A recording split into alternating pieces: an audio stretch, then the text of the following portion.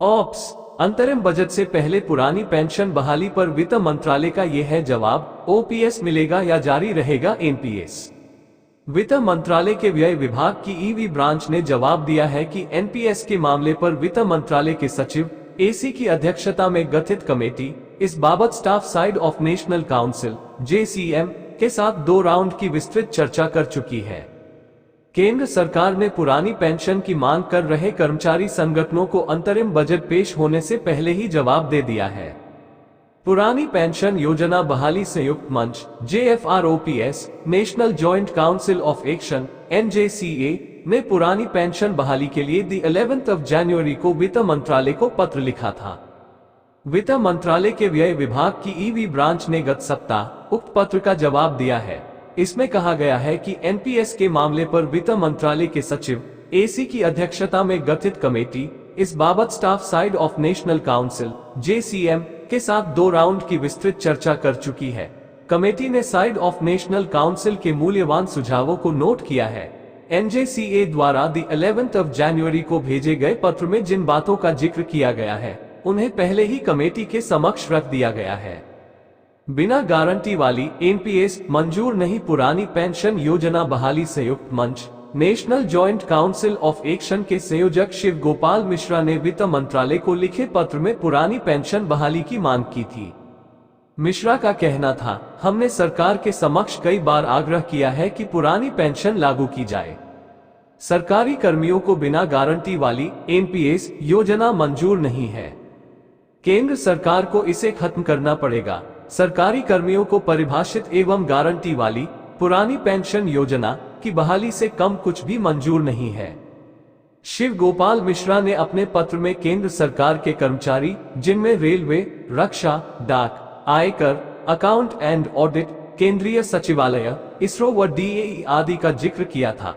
इनके अलावा पत्र में स्वायत्ता प्राप्त संगठन, केंद्रीय अर्धसैनिक बल, सभी राज्यों के सरकारी कर्मचारी, यूटी क्षेत्रों के कर्मी, प्राथमिक टीचर, हाई स्कूल टीचर, उच्च शिक्षा विभाग, कॉलेज एवं यूनिवर्सिटी टीचर को भी पुरानी पेंशन के दायरे में लाने की मांग की गई थी।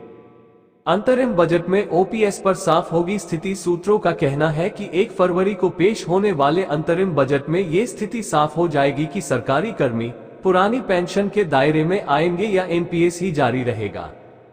केंद्र सरकार ओपीएस बहाली नहीं करेगी, लेकिन एनपीएस को ज्यादा से ज्यादा आकर्षक बनाने का मसौदा अंतरिम बजट में देखने को मिल सकता है। एनपीएस में जमा हो रहा कर्मियों का 10% पैसा और सरकार का 14% पैसा, इसमें सरकार बड़ा बदलाव कर सकती है। सरकार ऐसे प्रयास में है कि पुरानी पेंशन में जिस तरह से गारंटीकृत शब्द कर्मियों को एक भरोसा देता है, कुछ वैसा ही एनपीएस में भी जोड़ दिया जाए। डीएडीआर की दरों में बढ़ोतरी होने पर एनपीएस में उसका आंशिक फायदा कर्मियों को कैसे मिले, इस पर कुछ नया देखने को मिल सकता है। अनिश्चितकालीन हड़ताल के लिए सहमति। एआईडीएफ के महासचिव सी श्रीकुमार का कहना है, लोकसभा चुनाव से पहले पुरानी पेंशन लागू नहीं होती है तो भाजपा को उसका खामियाजा भुगतना पड़ेगा। कर्मियों, पेंशनरों और उनके रिश्तेदारों को मिलाकर यह संख्या 10 करोड़ के पार चली जाती है। चुनाव में बड़ा उलटफेर करने के लिए ये संख्या निर्णायक है। यही वजह है कि कर्मचारी संगठन अब विभिन्न राजनीतिक दलों से संपर्क कर रहे हैं। अगर वे कर्मचारियों की मांग मान लेते हैं तो 10 करोड़ वोटों का समर्थन संबंधित राजनीतिक दल के पक्ष में जा सकता है। देश के 2 बड़े कर्मचारी संगठन रेलवे और रक्षा सिविल ने अनिश्चितकालीन हड़ताल के लिए अपनी सहमति दे दी है। स्ट्राइक बैलेट में रेलवे के 11 लाख कर्मियों में से 96% कर्मचारी ओपीएस लागू न करने की स्थिति में अनिश्चितकालीन हड़ताल पर जाने के लिए तैयार है। इसके अलावा रक्षा विभाग सिविल के 4 लाख कर्मियों में से 97% कर्मी हड़ताल के पक्ष में हैं।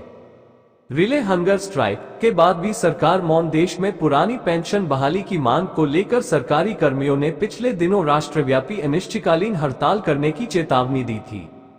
केंद्रीय कर्मचारी संगठनों ने पूरे देश में 8 जनवरी से 11 जनवरी तक रिले हंगर स्ट्राइक की थी।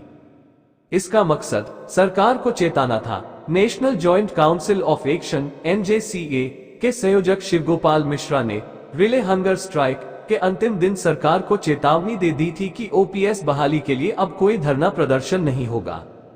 सरकार हमें अनिश्चितकालीन हड़ताल करने के लिए मजबूर कर रही है। देश में अगर 1974 की रेल हड़ताल जैसा माहौल बना तो उसके लिए केंद्र सरकार जिम्मेदार होगी। जल्द ही सभी कर्मचारी संगठनों की बैठक बुलाई जाएगी। उस बैठक में देश भर में होने वाली अनिश्चितकालीन हड़ताल की तिथि तय होगी। हड़ताल की स्थिति में ट्रेनों व बसों का संचालन बंद हो जाएगा। केंद्र एवं राज्य सरकारों के दफ्तरों में कामकाज नहीं होगा।